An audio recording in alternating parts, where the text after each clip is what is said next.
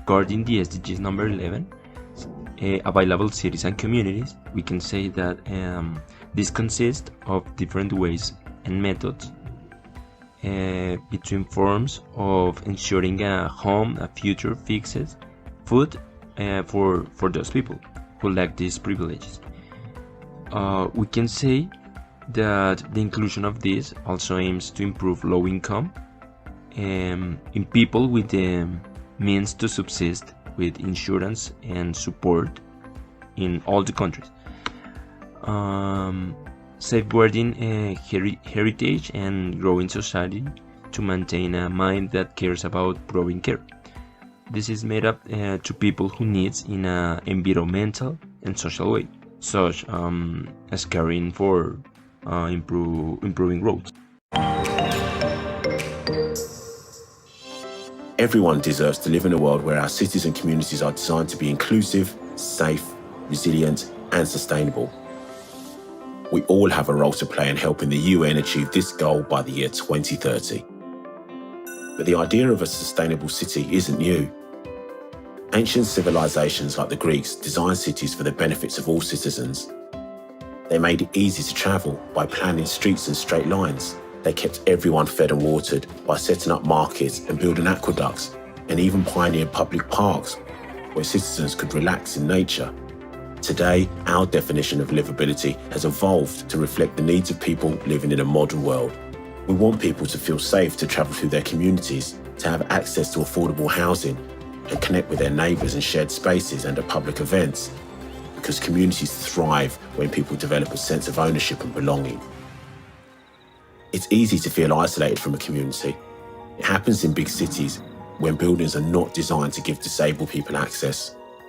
It happens in small towns when reduced public transport links make it impossible for the elderly to participate in society. But lots of good things are being done to help people feel connected to their communities. The Kilis refugee camp in Turkey, for example, is a temporary community that was designed to last. Managed by the Turkish government, residents live in concrete shelters rather than makeshift tents, giving them a sense of stability. In Scotland, Rex Afsal set up a community fridge where people could access food donated by local businesses. And in New York, a disused railway bed was transformed into the High Line, an eye-catching public space where citizens can mingle or relax. Ideas like this can help create a safer, more inclusive future for everyone.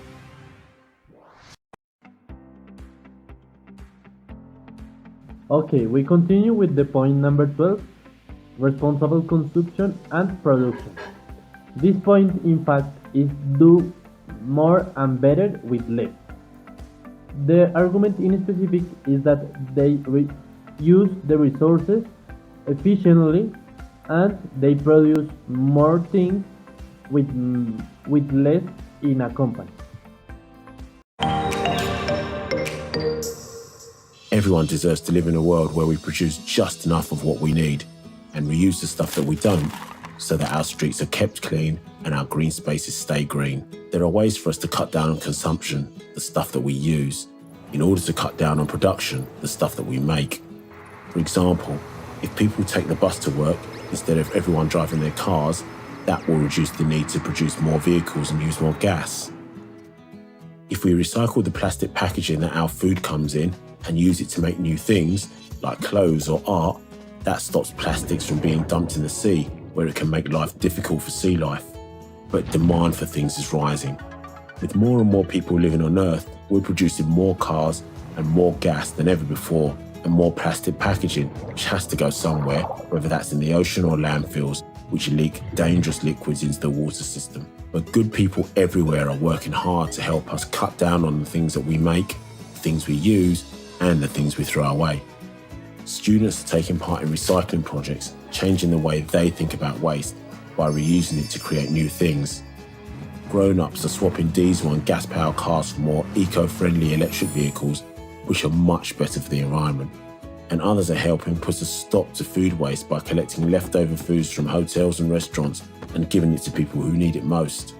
When everyone has enough of what they need and not too much of what they don't, our world will be a cleaner, fairer place. Sustainable cities and communities are important because the world is more urbanized, and that is why all cities have more inhabitants daily, and little by little the number is increasing. Cities are important for society because they are the center of economic growth, because they contribute a high percentage of GDP. But the most important thing is that within the cities they are giving good results for the inhabitants, for example, in poor neighborhoods, in infrastructure, and inadequate service. It's also important to improve waste and transport routes and pollution in general. And the sustainable cities and communities are interesting for the society, and the impact of COVID-19 had a big problem because there are many cities where poverty, hunger, and deaths are seen. So it says that the people who don't have the measures necessary to gain access to food and sanitary measures. Objective 11. Sustainable cities and communities. Today's world is becoming more urbanized, which is why all cities have more inhabitants every day, and the number of inhabitants is gradually increasing. Cities are important to society because they are the center of economic growth and contribute a high percentage of GDP. But the most important thing is that within the cities are giving good results for the inhabitants, for example, in poor neighborhoods, in infrastructure, and inadequate services. In addition, it is important to improve the waste transport routes and in general pollution. The city and sustainable communities are interesting for society, and the impact of COVID-19 had a big problem because there are many cities where you see poverty, hunger, and deaths. Then it is said that there are people who do not have the necessary measures to ensure access to food and sanitary measures. Sustainable cities and these objectives are important in the implementation by the university because through these examples, new lifestyles can be given to start. We begin to have a different point of view in terms of production, because everything starts from home, but at the university this knowledge could be implemented so that little by little we become aware of the importance of responsible production and consumption within our city, as well as to bring new things and new change, new ideas that help the behavior of our city, and the bad habits of science are improved daily. It's very, very difficult to generate change in society, but everything can be achieved from minimal action at home.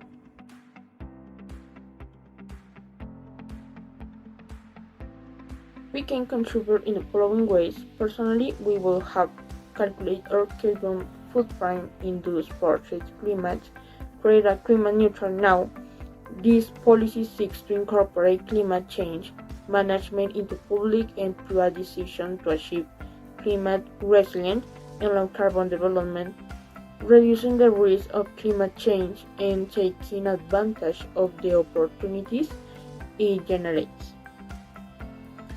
It lists meat and fish, as more resources are used for meat than for plant growth, and finally by products that are minimally packaged. In the social area, by local products, supporting local businesses helps people keep their jobs and helps prevent trucks from having to travel long distance. Use a reusable water bottle and coffee cup. This will reduce waste and may even save money in the coffee shop. Finally, carry your own shopping bag.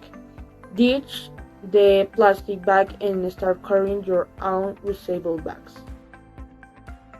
finally, in the professional we have, if you have a piece of fruit or a snack you don't want, don't throw it away. Give it to someone in need who is asking for help. And finally, make sure your business or educational facility use energy efficient heating and cooling technology.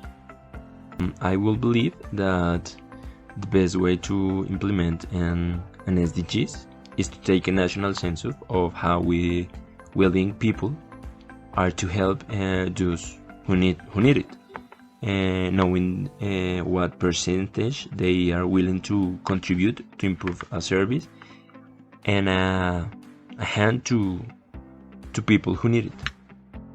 In the professional area, we can improve in our work to health and sustainability development. Next, in the personal way, we can recycle in our houses, we can help don't throwing garbage in the city, and in the social area, in our social circle, we can help generating examples, and we can also do the better the things that we do in nowadays. Colombia defined the goals to ensure compliance with the Sustainable Development Goals and Agenda 192 countries, which seeks to substantially improve indicators of poverty, health, education, gender equality, labor, infrastructure, climate change, and justice, among others. In this case, Goals 11 and 12 are being implemented as follows. SDG 11, Sustainable Cities and Communities. In 2009, the quantitative housing deficit was 9.1%. The goal is to reduce it to 2.7% by 2030. This government initiated the construction of 1.5 million homes, of which 33% are social housing, rural and urban. In 2018, this rate is expected to be 5.5%. SDG 12, Responsible Production and Consumption. The recycling rate and new use of solid waste is an issue that requires extensive efforts by local governments and all citizens. In 2012, when the first measurements were taken, the rate was 7.2%. This year it will close at 10%. It is expected that by 2030 the country will reach 79%. With this objective in mind, the National Policy for Solid Waste Management was issued in a comprehensive manner within the framework of the circular economy, which will allow reaching the goal by 2030. Finally, these goals are very important for society to start a new change. Thank you very much.